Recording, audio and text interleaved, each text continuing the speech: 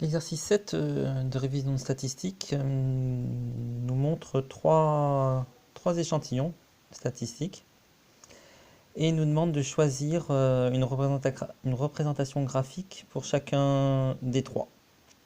Parmi diagramme en bâton, histogramme des effectifs, histogramme des fréquences. Alors pour faire ce choix, on prend le résumé de cours de statistiques descriptives et on va regarder en quoi consistent ces trois représentations graphiques. Le diagramme en bâton, on le voit ici, est choisi parmi les séries discrètes. Alors que ce sont pour les séries rangées en classe qu'on a l'histogramme d'effectifs et l'histogramme des fréquences. Ici, donc, on en a deux qui sont rangés en classe et un qui est discrète. Donc, forcément, il n'y a pas le choix. Pour le premier, on va choisir le diagramme en bâton. Dans les deux autres cas, c'est donc soit histogramme des effectifs, soit histogramme des fréquences. Il se trouve que sur celui-ci, on a déjà tous les effectifs, mais pas les fréquences. Donc, on va peut-être prendre l'histogramme des effectifs, parce que sinon, il faudrait qu'on calcule les fréquences.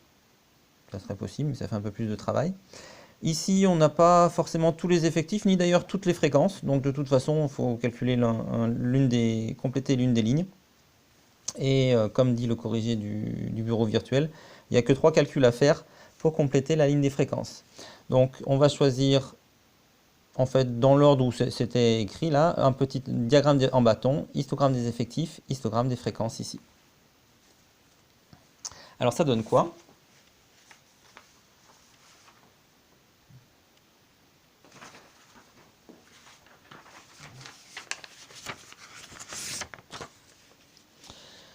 Pour le premier, le nombre d'enfants par famille.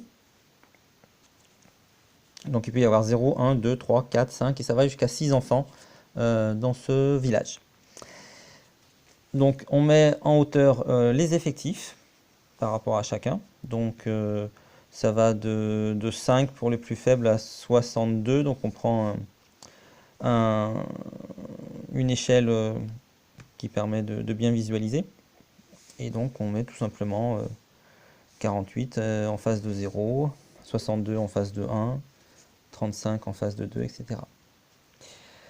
Donc on peut comme ça mieux visualiser par exemple que le maximum c'est pour les familles ayant un enfant et que ça décroît au fur et à mesure que les familles sont de plus en plus nombreuses.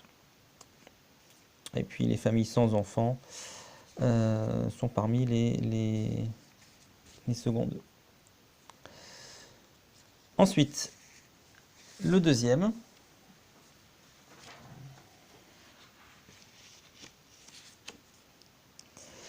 l'histogramme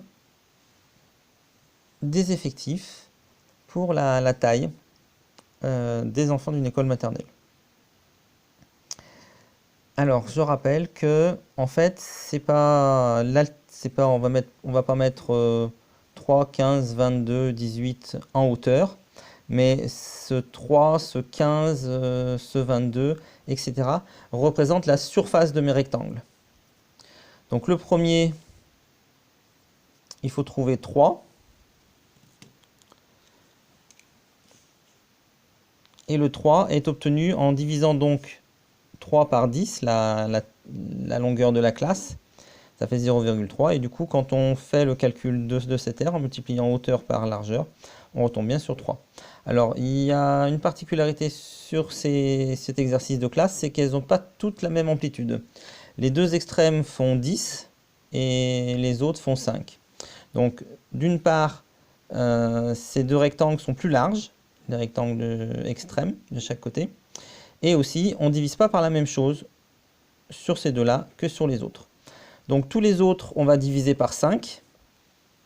15 sur 5, 22 sur 5, 18 sur 5, 12 sur 5. Et les deux extrêmes, 3 et 5, on va diviser par 10. Donc ça, l'idée, c'est que visuellement, l'importance, ce qu'on voit en fait, c'est pas tellement la hauteur, c'est l'importance visuelle de chaque rectangle en tant que superficie. Et donc c'est plus parlant que si on mettait simplement la hauteur. Pour le dernier, donc on complète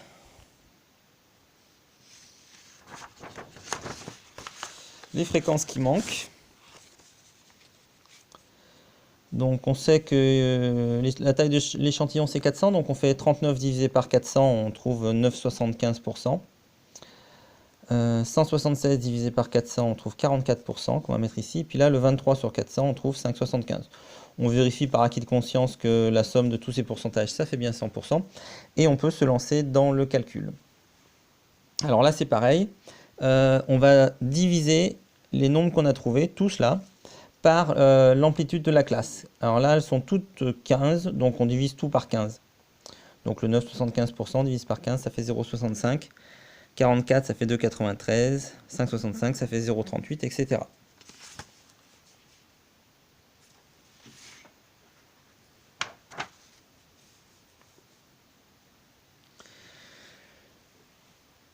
Et donc, le 0,65, le 2,93, donc ça ne monte pas au-dessus. Puisque le maximum, c'était les 44%, qui fait 2,93. Donc, chacune des aires correspond en fait au pourcentage. Et donc, on complète. Et voilà.